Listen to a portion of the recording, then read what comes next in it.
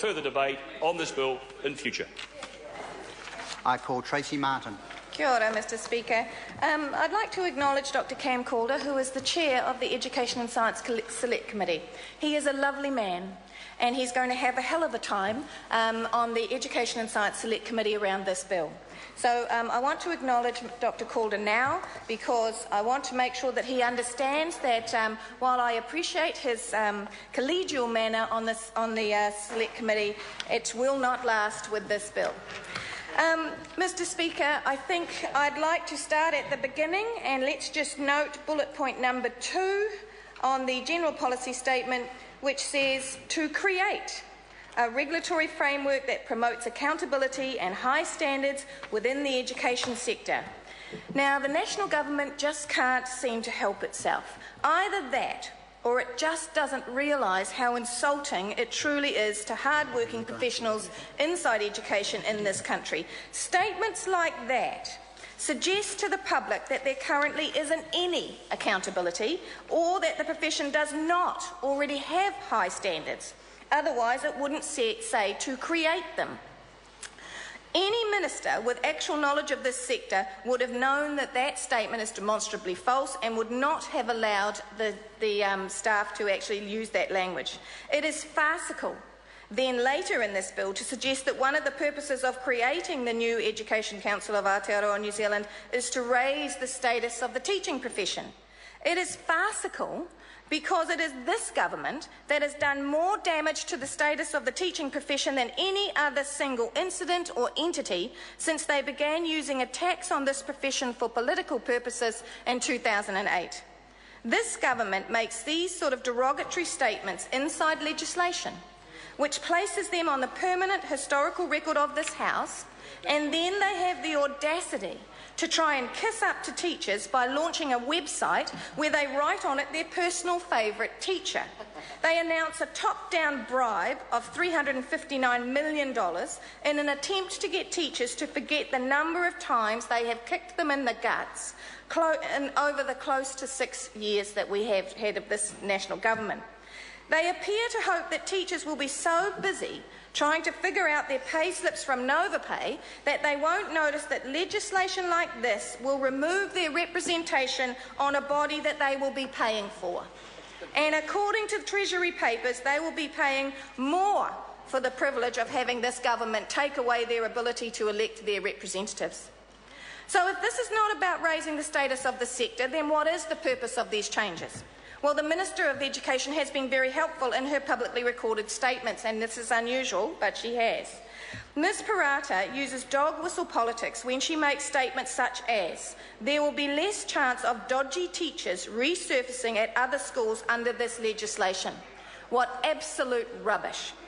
The Minister knows that one of the worst convicted sex offenders was found to have completely bypassed the teachers' registration process, so nothing inside this Act will stop that from happening again. And the Minister seeks to remove the basic rights of teachers around being innocent until proven guilty through clauses in this legislation. Teachers are humans too. They deserve the right to be able to have complaints against them heard away from the public until it is shown that that complaint has a basis of truth. Teachers will be pursued under this legislation, and the Minister is using it to try and create a turmoil and a voting base for the National Party, just as they did when they scaremongered in 2008 and just as they did when they scaremongered in 2011. The Minister knows that it is more likely that improvements to the front end of teacher training through the screening of potential teacher training candidates and the continual screening of candidates around a holistic matrix would have more effect as opposed to the current bums-on-seats mismanagement of teacher supply currently in practice under this government.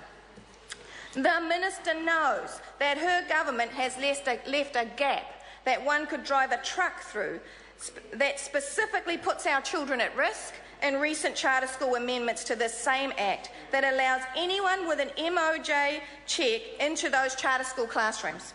The fact that the Ministry of Justice checks only cover New Zealand convictions, not those from overseas, has been ignored by this Minister and this government. The fact that should any incident arise in a charter school around any of these individuals, where there is no central record to track them from one charter school to another, puts our children at risk. But the Minister doesn't want the New Zealand public to focus on that. The Minister prefers, this government prefers, to have another go at the professional body that actually takes the educating of our young people seriously. And if I have a criticism of the teaching profession in New Zealand, it is that they are too reasonable. It is that they try too hard to accommodate the many choices that this government says that it wants for our children. If there is a criticism I have of them, it is that they are so invested in the children of this country that they put themselves so far second that they have allowed this government to ride roughshod over them.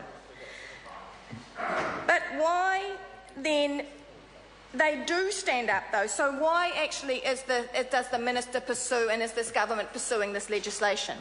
And it's about the fact that the teaching profession is still fighting back. They still stand up, no matter how battered and bruised they are, and they fight for their students to be judged as a whole person on a holistic criteria, as opposed to the narrow, robotic view the National Party would like. Because the National Party only believes in winners and losers. That's their reality. Given a chance, we believe that this government would bring back the scale to fail of the 1970s. And we believe that this government would have primary school children held back year upon year if they didn't meet the national standards. Because we have seen no money being put into the front-ending of the spend to support students clearly identified, which is what the purpose of national standards was supposed to be when it was sold to this country in 2008. Not a single cent of the close to $40 million spent to date on national standards has touched a child at the front end and given more resources with regard to our dyslexic children, dyspraxic children, children who need any other support. Not a single cent. So if this is about protecting our children and it is not about lifting the status of the profession, so if it's not about protecting our children and it's not about lifting the status of the profession, what is it actually about? And again, Minister Parata has articulated this, mistakenly perhaps, but nonetheless she's put it into the public domain. This is about control. This is about removing any elected official from the body of the profession and giving the Minister total control of all appointments. The Minister has quite clearly told the educational representation bodies that her ultimate goal will be to have this new council will be the only body that she or any future Minister of Education will have to consult when they start the next tranche of privatisation and performance pay amendments to our education system. But Minister Parata is not the only member of this government that is hell-bent on removing democracy and the need to consult from the education sector. So let's move on to the amendments in the bill under Mr Stephen Joyce's area. We have seen it is about removing what this government finds most annoying. It is about the requirement to consult and removing it. We have seen time and time again by this government, and it is an arrogance that is inherent in the National Party, that there is a disdain to enter into constructive dialogue. And this is why, sir, that this party actually finds it most difficult to get its head around MMP, because MMP is actually about entering into constructive dialogue, and this party finds it very difficult to do so. Well, we all know, sir, that it's much easier for people to just do as they're told. We know that. But that is called a dictatorship, sir.